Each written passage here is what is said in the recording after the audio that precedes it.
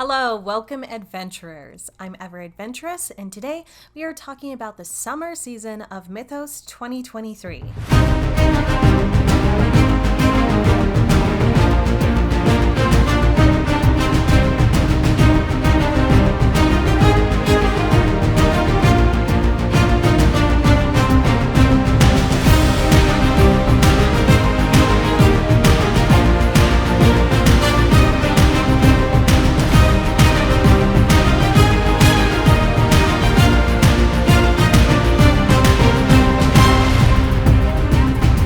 We're going to talk about food, what's returning this season, guild choices for this season, updates, and a little bit of history on how Evermore has told their story thus far and how they have switched that up this season and that not everyone is happy about the changes. Food. The Kettle Cafe has garlic and herb fries, cheeseburgers, chicken tenders, and soda. The Copper Confectionery has ice cream, baked sweets, and candy. Barter's East has sandwiches, chips, and drinks, and Barter's West has chips and drinks as well as corn dogs. At this point, I still always recommend bringing a snack or eating in the car first in case inventory of items runs out or lines are long. Outside food is still not allowed in the park. I really think it would be a much more family-friendly park and a much more dietary needs-friendly park if they did allow you to bring in outside food, so that continues to be a wish of mine. Until then, I'm still hoping for more options where food is concerned, as well as a little more affordable options, especially where these sweets are concerned. Mythos is known for being the Lantern Festival, for when all of the fairies and dragons are about, and all of that is true this season as well. There's also the questing we've come to expect each season, archery, knife throwing, battle arena, train, bird show, a circus show, of course all of the awesome vendors, and every Saturday there is also Evermore Park's Farmer Market and Bazaar from 9 a.m. to 2 p.m. And that is June 3rd through October 28th every Saturday, and admission to that is free. Things to know about guilds and characters. Guild initiation used to be on the hour, every hour. Now it doesn't matter what time. You don't have to be there at 8 o'clock to get sworn in. They just do it as needed. The guilds that we do have this season are the fairies, and there's two groups of them, the Seelie and Unseelie fairies. First thing I did was give them my name, so sorry, I guess I'm on their side now. The next guild is the Pirates, and they are on the ship the Serpent's Plunder. There are two captains who keep making bets about who owns the ship, and they have their crew and some mermaids. Dragon Trainers. I always love having the Dragon Trainers around, and their quests seem to be some of the fan favorites. Mystics. I had a really cool moment with the Mystic because they had the original tarot cards out from Evermore, and there was like a really big end of the lore 2018 where one of those cards represented my character and was given to me and everything, and she laid them out. I closed my eyes and I drew that card again, and we talked about what that meant, and it made me so happy. And finally, the Knights, and they also have the Princess of Evermore over with them, who is trying to make all of the guilds get along. Some other characters that I came across were the mayor of the town, a tailor, and of course the dragon Varoche. The story. There are some massive changes this season in how Evermore is going about offering themed experiences to their guests. The first big change is how they approach the story. Throughout most of Evermore's past history, we've been used to each season feeling a bit like a season of a TV show. You meet the new characters that season. Challenges arise, villains surface, goals are strived for, and then things wrap up, some seasons better than others. Guests could affect the politics between different factions one way or another, or they could help a budding romance between two characters by passing notes back and forth between them. They could cure the dark blood plague, or watch other characters defeat a bloodthirsty pirate crew, which is what has always made Evermore so much more immersive than other parks in my personal experience. You were a player in the story. You affected the story. It was theater mixed with a theme park with a dash of LARP, but therein also lied a lot of the areas in which Evermore struggled. They struggled to deliver a consistently good experience each trip, much less across season to season for different kinds of guests. It was like they were running a theme park for first-time visitors or those who only came once or twice a season, and then, while it was never officially billed this way, almost a full-on LARP for those who were regulars or outgoing enough to get into the meat of the story right away. This season, the story at Evermore is that everyone is visiting town for the Lantern Festival. The princess is trying to make the guilds get along, but you aren't going to be able to permanently solve any of the tension between guilds or progress the plot in any way that I can see. Maybe you'll be able to help something on the last weekend? Maybe. This is because the story resets every day. Characters will now be expected not to recognize you or give you any special treatment for being a return visitor. And this isn't time loop magic. This isn't a plot point. It is, as the director of entertainment explained to me, a way to ensure that every guest coming is getting the same level of experience. So a season at Evermore is no longer a TV show. It's an episode that you do get to immerse yourself in and interact with, but it's not a LARP park. It's much more like a nearly year-long Renaissance fair, where you can enjoy dressing up and watching shows and seeing animals and doing little quests, fighting in the battle arena, archery, and learning how to be the best dragon trainer or knight or pirate that you can be. Trinket trading with characters and parkgoers is also a thing as well. Now, to get off topic for a moment, I'm personally really glad that I got to experience Evermore when it was in this more LARP adjacent state. And there are long videos out there that can tell you all of the problems over the history of Evermore. I agree with a very large portion of that. But I also believe that it was something truly special. It's something that I don't know how many people are going to be able to experience in their life, and I definitely held on to every minute of it because it seemed obvious that it wasn't sustainable as amazing as it was.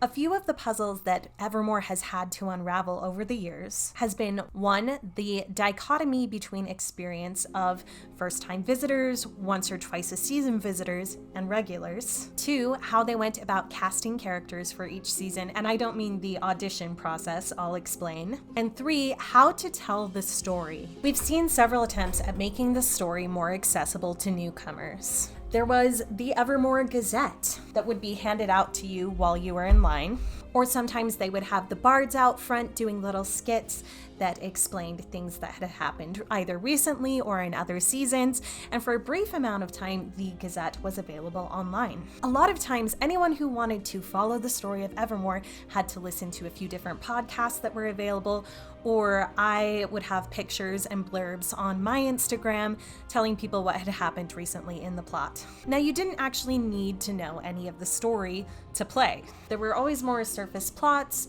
and surface quests to play along with. And maybe if you were lucky, you chanced upon some deep lore and got involved enough to want to start listening to the podcasts or joining the theory groups. But a lot of times guests didn't find that deeper lore, and they would see other people having these deep bonds with the characters, having really cool heroic moments, and these sort of experiences that they, as a newcomer, couldn't hope to touch, especially if it was their first weekend and they were going back to whichever state they were from after that. It left many feeling like they had missed out on the secret sauce of Evermore, and even regulars suffered from major FOMO whenever they couldn't make a special moment that had happened on a night that they were away. Plot used to be so dense that I could make a full 10-minute video about a single weekend.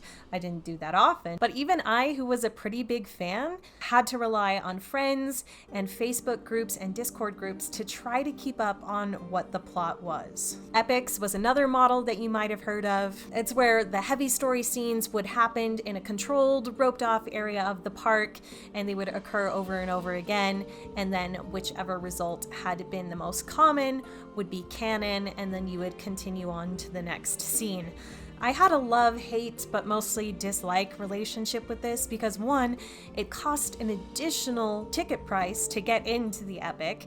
It closed off a large portion of the park, And they weren't always just the most enjoyable things. Some of them were pretty cool. That being said, you also knew that you had not missed out on the cool scene of the day because you were stuck on the train, say, when you suddenly noticed that everyone was conglomerating around an amazing scene, which has happened to me multiple times. Next, there was an attempt to have sort of a 3-act arc over the season where big plot points would just happen a couple of times during the season, sort of around a certain date. The idea was for guests to come 3 times a season to be able to experience those different parts of the story. Finally, in this eternal balancing act between regulars and newcomers, they implemented the Portal Keepers Alliance, which was when those who had annual or season passes would have access to particular clues and quests that were limited to them.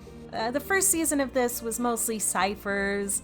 It never involved a lot of interacting with characters, which is a lot of people's favorite thing, and it was just dropped somewhere mid-winter season. This season, and this year, so far as I'm aware, the game and the story are essentially the same every day, but different each season. Each night of the Lantern Festival, the guilds have a goal to try and recruit the most world walkers into their guild.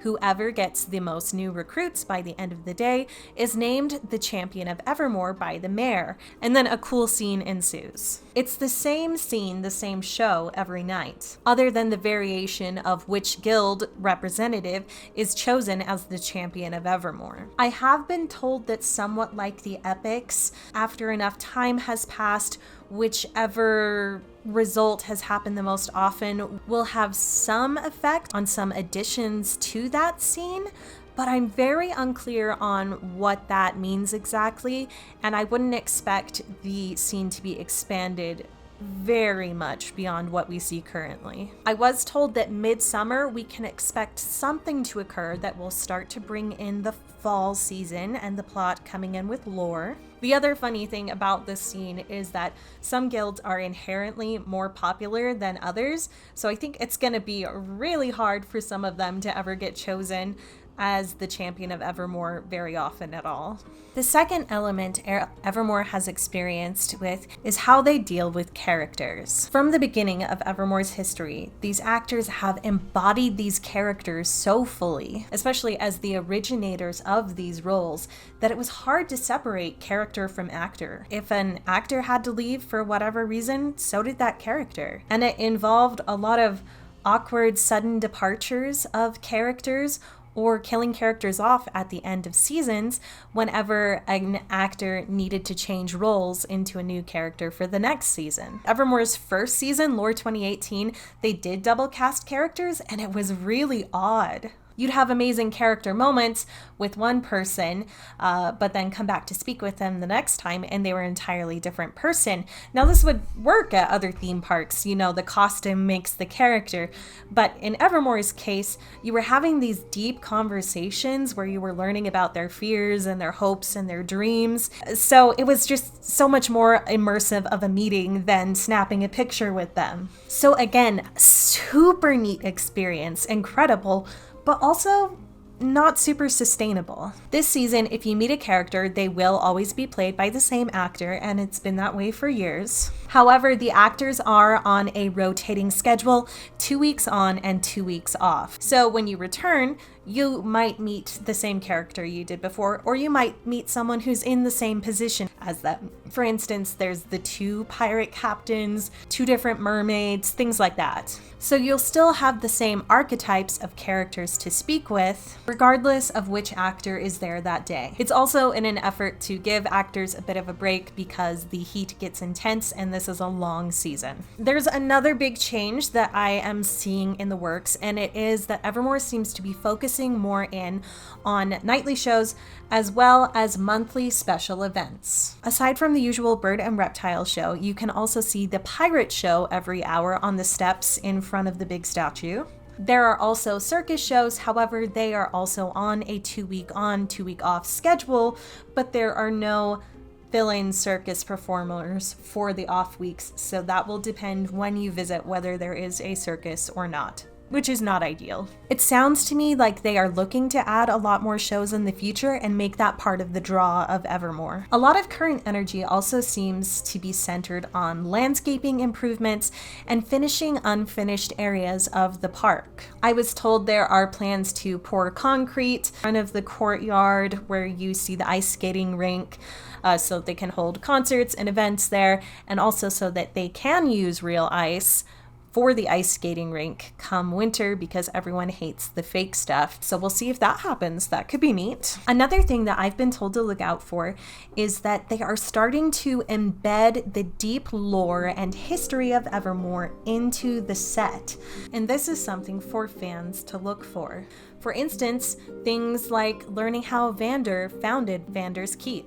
So if you look for little details, clues in written notes left behind by characters, or an example is the talking heads in the gardens. They are telling some of the history of Evermore, and those heads also have names, and you can find their names on headstones in the graveyard. Now, some of these notes that we're supposed to look for are from what is called unseen characters. Unseen characters means that they're never going to be cast or played by an actor, and therefore they can never have to leave town or die.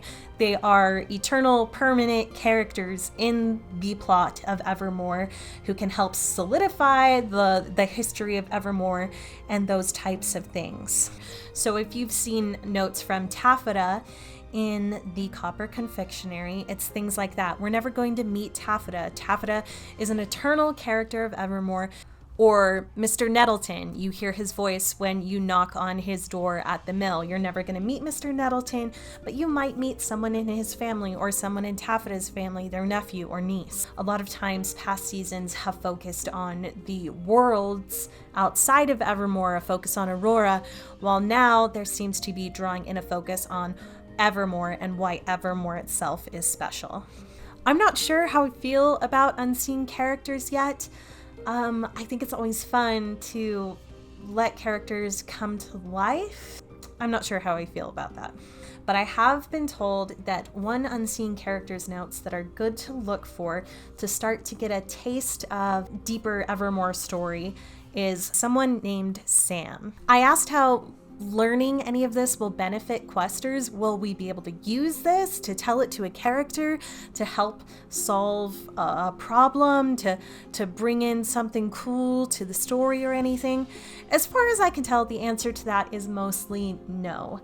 It's just something cool to learn to kind of add more depth to the setting of Evermore. There are a couple of characters who might be involved with it that you could actually speak with about the things that you learn. And there is a plan for quests to be involved with those things. I don't know what those quests will be like or when we will see them, but that is a plan. So some of these things remind me of like the vampiric headstones that have been in the mausoleum forever, that if you decoded that, you knew some of the history of Evermore and the vampires. It seems like a really cool idea, but maybe just the seed of an idea right now. I haven't seen a lot of it going on myself. But for me, I definitely want quests to mean something. I want to gain a prize. I want to make a difference in a character's life or in the story. I think there is some possibility to win or obtain something on these quests eventually. Right now, budget really seems to be focused on finishing the unfinished. There are a few changes to set design in the park, rearranging over in the Pygmy Weed Inn, and I really love the dais with the book on it and the cool stained glass windows in the mausoleum. Some things to look forward to or know about the future is that there are 3 guilds in the park that are supposed to now be permanent guilds. Last year, every guild changed every season. From now on, if you are a dragon trainer, a pirate, or a knight, those are supposed to be the permanent guilds. So if you have become a knight this season, you will still be a knight next season. And then you'll also have 2 guest guilds per season. Okay, pass holders. So, on the scale of how pleased a first-time visitor or once or twice a season visitor will be versus a regular visitor, is the following. It seems like this is probably one of the best times to be a new visitor to Evermore or someone who comes once or twice a season. It also seems like the worst possible time if you are a regular, particularly if you're used to the more immersive, evolving plot, because that's not happening this season. This is such a massive change to what regulars are used to that I actually do feel that it was wrong for Evermore to sell annual passes without explaining this change in format, because most of the people who buy annual passes buy it specifically to interact with the plot on a nightly basis. I feel that they should have been told upfront about this change.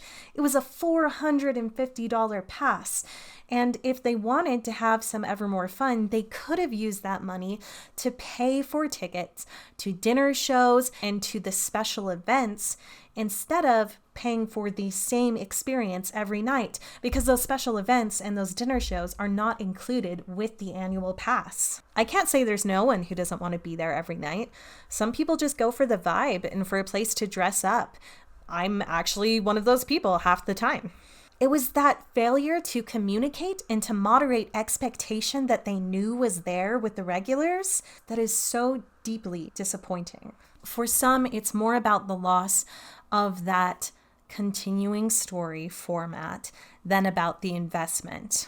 My heart really goes out to that, as I don't see any plans to change that in the future. Despite having truly epic and amazing memories in the way that Evermore has been in the past, amazing moments that I will treasure forever. If it's not a financially viable model, switch to something that is. I want a cool fantasy theme park, even if it isn't a LARP park, especially if it fosters a safer environment for cast and allows you more time and resources to perfect a simpler model and finish unfinished products. Go for it. Make those changes. Bring on the Eternal Ren Fair with dinner shows and holiday events. And yeah, I'm a little biased about being positive about Evermore because I do see the work put in by so many amazing, kind, talented individuals doing the best with limited resources to make an amazing experience. Even though it's always been more of a LARPified hybrid than ever a true LARP, I still think Evermore would be a really cool area for a live action role play campaign. I'd love it if years down the road we did see a LARP where you actually had to officially register your character and you could come for a weekend event, or maybe something that occurred once a month and really had more of those good LARP practices, like an out of character room for when you need that, specific rules and system for making sure everyone's on the same page, because there was so much role play in Evermore without any of those safety practices that was an issue at times, because not everyone was able to be respectful of others on that. And maybe they're not interested in that at all, and that's fine. There's other places and companies to go to for that. Things like the murder mystery filled a little bit of that itch, probably in a easier to organize way and a more financially viable way for the park. And I enjoyed that. I'm going to actually tell you about that for a minute. For me, the current draw of the park is the monthly special events and the various shows that they put on. Whenever they have something new, that's when I like to go and see what it's all about. I wasn't able to attend their Alice in Wonderland tea party or their St. Patrick's dinner, so I can't speak to those, but I did go to the Ripper's Cove murder mystery, so I'm going to tell you about that for just a minute in case you didn't see the TikTok. You went in costume, you got to have an immersive dinner in Vander's Keep. I love that building, so I love whenever I have the opportunity, and the meals were provided by Beehive Meals, which was very on point. I actually, I know I always talk about gluten-free too much on here, but everything on the table other than the dessert was gluten-free, so I was very pleased, and it tasted great. There was a magic show. I missed that from traffic, but I did catch the last bit of the live band playing. Then we went out into the park. They had a roped-off area from the mausoleum to Vander's where you could explore and talk to characters all through there. That way you didn't waste too much time going over the whole acreage of the park because I think we only had about 2 hours to solve the murderer. There was a costume contest. The makeup on the characters was very Tim Burton. The actors seemed like they had even more tight characterization than they normally did, maybe because they didn't have to conserve their energy for as long of a time performing as a normal night. They were just really electric and on point. And it was a lot of fun. There was like a loose plot thread that was a bit of an issue for me. And what else? It was just kind of crowded when you wanted to talk to some of the characters, but we all had sort of the same questions, so it was very easy to kind of mark off some of the things that you were going to ask them as you listened to other people until it was your turn. Overall, I thought it was really great, and I really like the direction that they're going with the dinner shows. I think they're a lot of fun. This one was kind of expensive. It was 21 plus, $100 a ticket, included a lot of things with it. Some of the other tea party shows are more geared towards families and have more affordable ticket prices. The biggest question I get about Evermore is it worth it to make the trip out here? And I would say yes. I think if you're with your family or your D&D crew, it's still going to be a really fun place to interact with characters and to run around kind of playing whichever character you want, whether that's a character you bring in or you just want to be a knight for a day or whatever it may be. There are so many fun photo ops, and if anything else, I just think the set and the buildings are so cool. I want everybody to go through those. If you can, I would recommend coming at a time where there is a special event going on or a weekend where you can catch a dinner event and an Evermore night. The park itself was closed during Ripper's Cove, and a couple of people did not get the memo on that, so just be careful. If there's a special event, make sure you're going to be able to get in. Until next time, keep creating and stay ever adventurous. Bye.